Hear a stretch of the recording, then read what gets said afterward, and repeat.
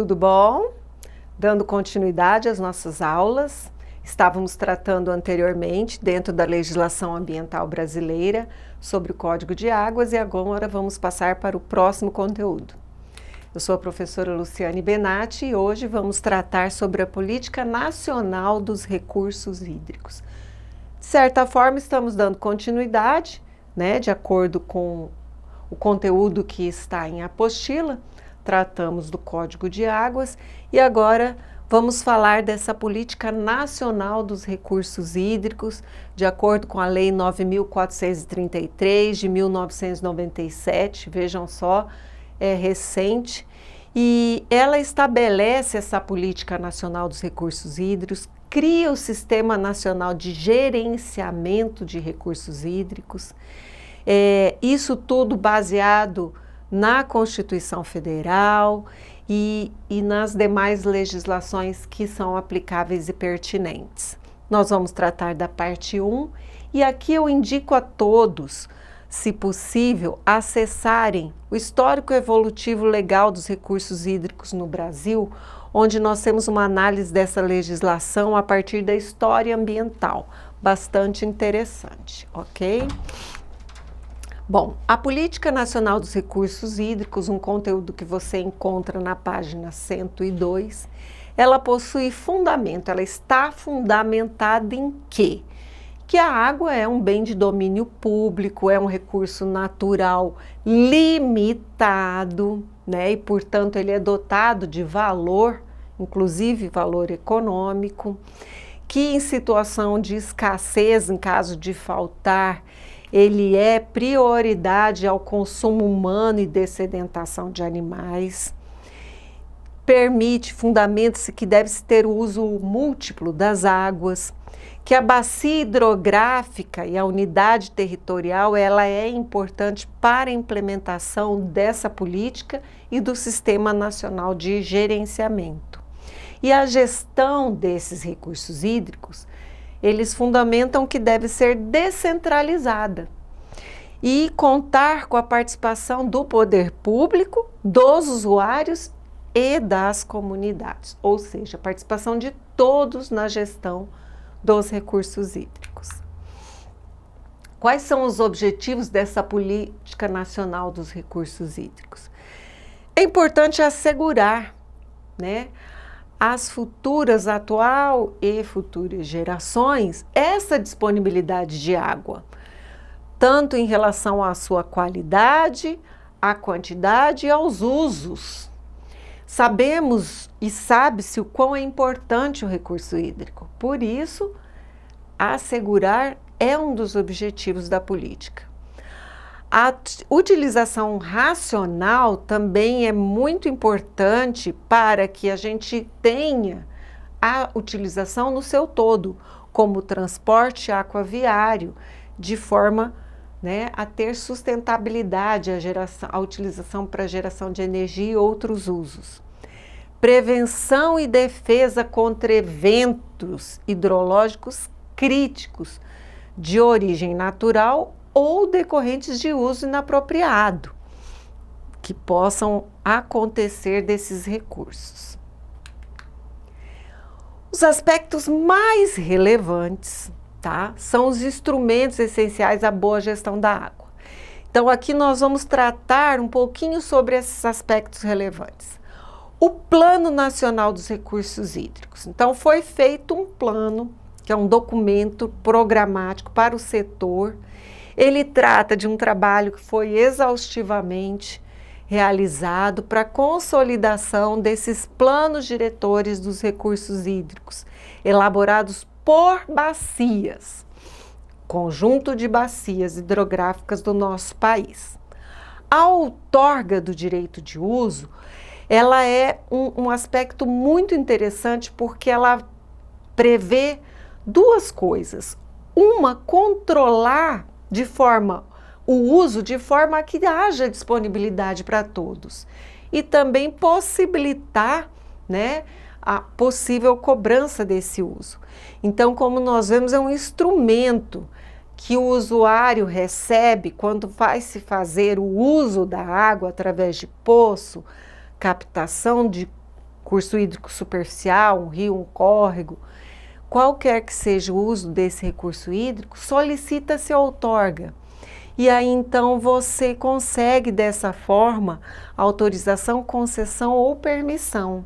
Mas isso tudo, a forma de concessão permite controlar esse uso do recurso hídrico e a disciplinar esse uso. A cobrança pelo uso da água. Entende-se que a água tem valor e tem um valor econômico também. Por isso é essencial para que crie condições de equilíbrio entre as forças de oferta e demanda, promovendo assim, né, uma harmonia nesse uso competitivo. Enquadramento dos corpos de água em classes de uso. Isso é um outro aspecto muito importante. Como que eu vou permitir o uso daquele corpo hídrico? Sabendo então qual a qualidade, quantidade, eu posso permitir ou não determinados usos. Como exemplo, as águas de Bonito, elas são de classe especial, porque as características daqueles corpos hídricos são muito relevantes. Desta forma, esse corpo hídrico vai ser, a sua classe determina, limita o uso. A qual tipo de uso? Então, nós temos, através dessa classificação do enquadramento dos corpos hídricos, saber se aquele rio pode ser jogado um esgoto, tratado, lógico, pode ser jogado um efluente de uma indústria, pode ser utilizado para banho, banhar, né, a parte de balneário, pode ser utilizada para consumo humano ou dessedentação animal. Tudo está através desse enquadramento. E o Sistema Nacional de Informações sobre os Recursos Hídricos, o qual a ele, né, está a competência de aplicar todas as informações e disponibilizar essas informações. Então ele coleta, organiza, pode ser ali criticado, difundir os dados relevantes sobre os recursos hídricos para o uso geral de todos da nação e desta forma saber as características de cada manancial ou bacia, promovendo assim aos gestores, aos usuários, né, uma forma de entender e participar dos processos de decisão sobre aquele recurso hídrico. Bom, aqui nós temos um organograma da Política Nacional dos Recursos Hídricos. Desta forma, nós temos como instrumentos de gestão o Sistema de Informação, o Plano de Recursos Hídricos, o enquadramento de corpos águas, a cobrança pelo uso da água, outorga. O Plano de Recursos Hídricos e o Sistema de Informação englobam esses outros três instrumentos, três instrumentos, porque a outorga, ela tem que participar, tem que ter informação, ela tem que estar prevista no plano o enquadramento para a utilização e a cobrança do uso da água. Bom, em relação ao arranjo institucional, como é que a Política Nacional dos Recursos Hídricos se arranjou? Tem o Conselho, tá? O Conselho Nacional de Recursos Hídricos, ele que decide e toma as grandes decisões e questões do setor, tá? De maior vulto em relação aos recursos hídricos.